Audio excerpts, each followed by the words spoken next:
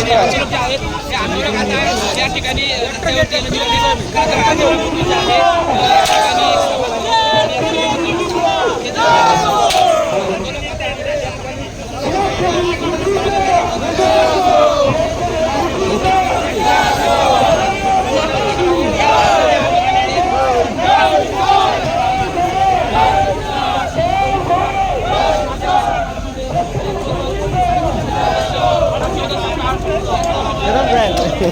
जाऊ का पलीकडे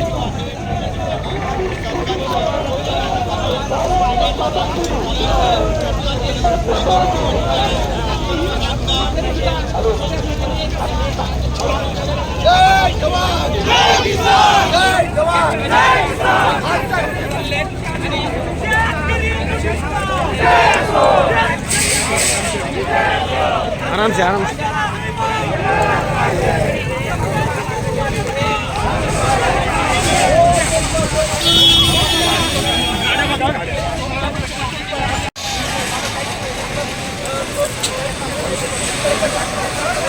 पोलीस या ठिकाणी रस्त्यावर दुनिया आली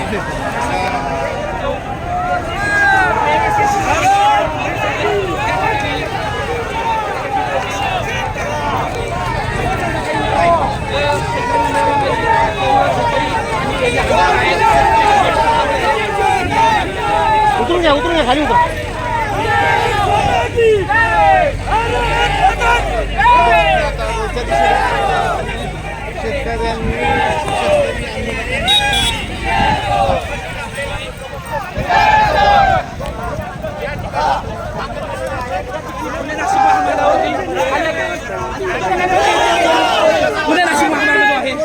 अडवण्यात आलाय. आपण पाहू शकता या ठिकाणी आंदोलक जे आहेत हे आंदोलक या ठिकाणी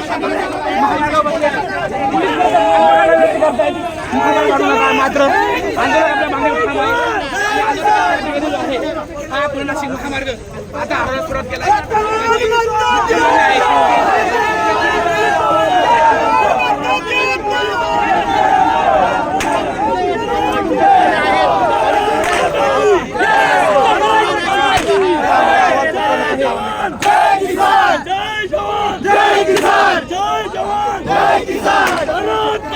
भारत माता की जय छत्रपति शिवाजी महाराज जय भवानी जय भवानी जय शिवाजी जय भवानी जय शिवाजी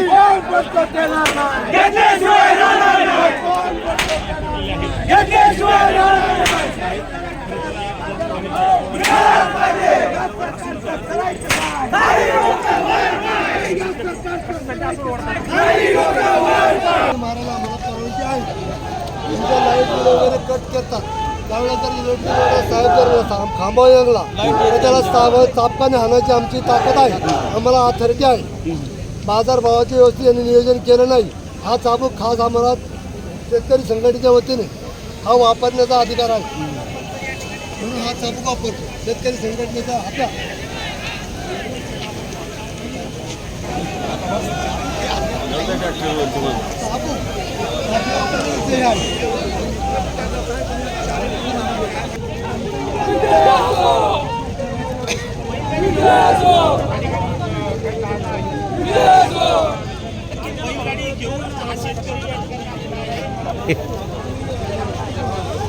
थांब जा हां आहे आणि पूर्णपणे अडवलेला आहे.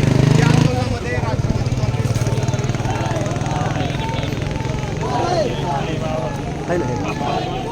आहे ना विजय काय करू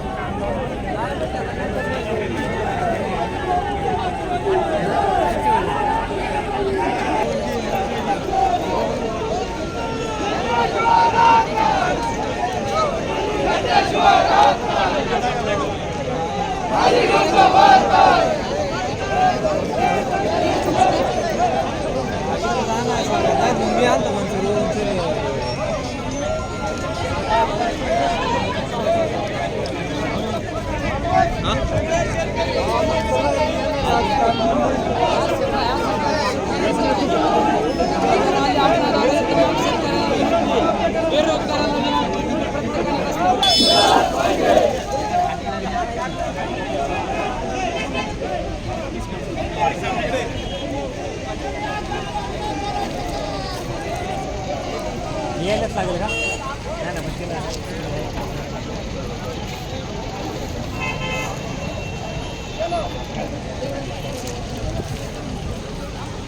वॉलवर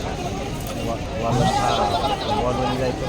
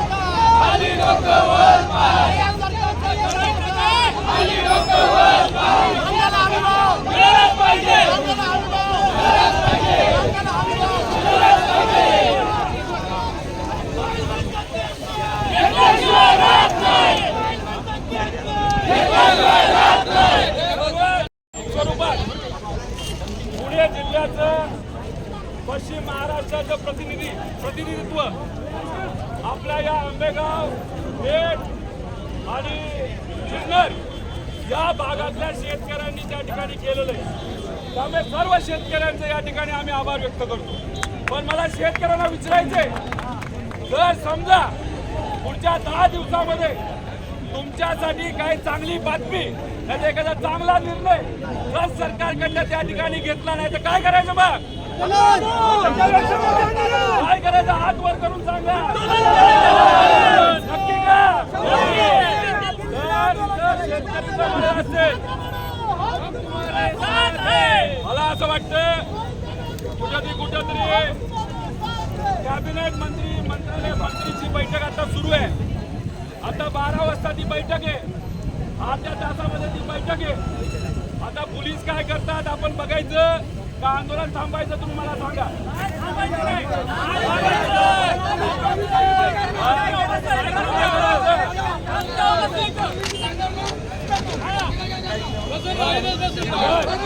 काय करलं बघा, मी या ठिकाणी बसून राहणार आहे. कारवाई होईल नाही होईल त्याला भीती वाटते. जो लढायला तयार नाही, जो या भूमीचा मान ठेवणार नाही, ते इथं थांबणार नाही. पण आम्ही पोलीस कारवाई करूच तर या ठिकाणी बसणार. पोलीस काय निर्णय घेतात त्या ठिकाणी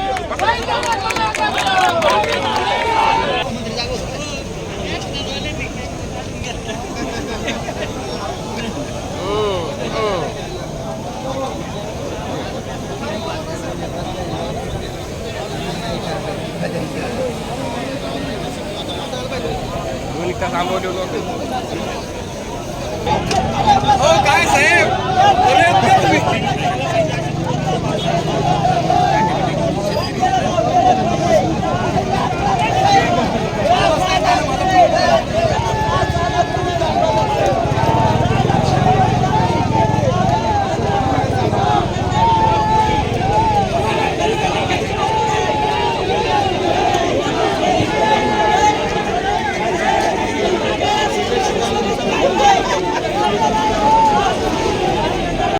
तर ती कारवाई आमच्या त्या ठिकाणी तुम्ही करा. पण जोपर्यंत पण बघा विषय एवढाच आहे की सरकार म्हणतंय अल निनो येते, पाऊस कमी होणार आहे. मला तुम्हाला विचारायचं, पाऊस कमी आला तर शेतामध्ये काय पिकणार का? जर काय पिकणार नसेल तर जो भाव जो माल आपल्या हातामध्ये आहे त्याला चांगला भाव मिळाला पाहिजे का नाही मिळाला पाहिजे?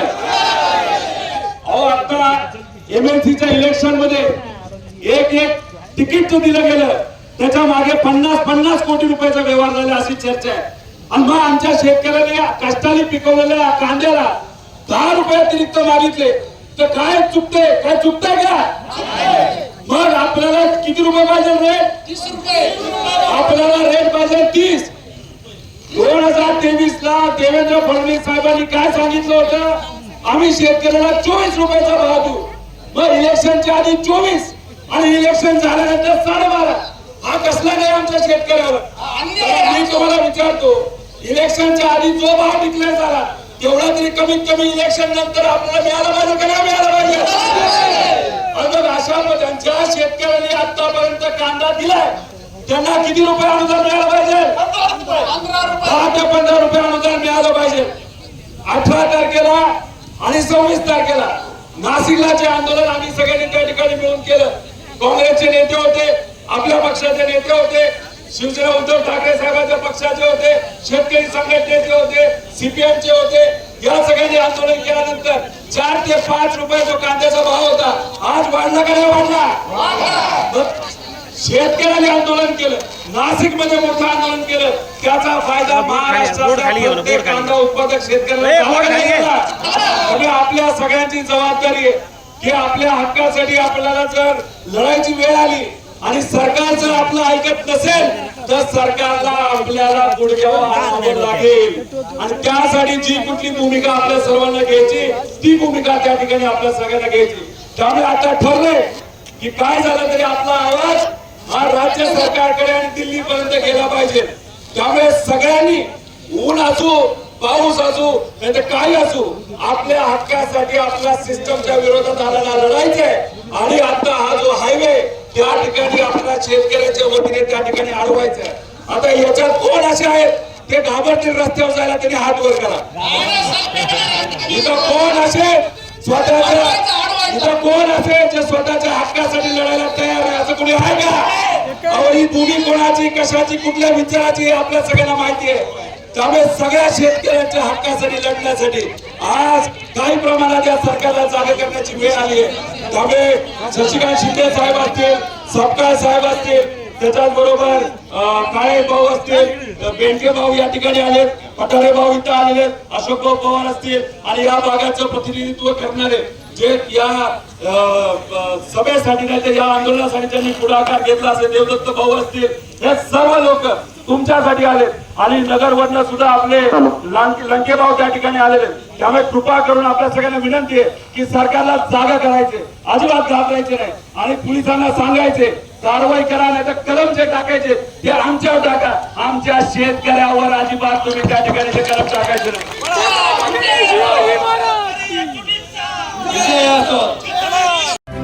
आपण पाहत आहात तेज तुफान न्यूज, न्यायिक व निर्भीड बातम्यांचे सर्वांचे आवडते नेटवर्क.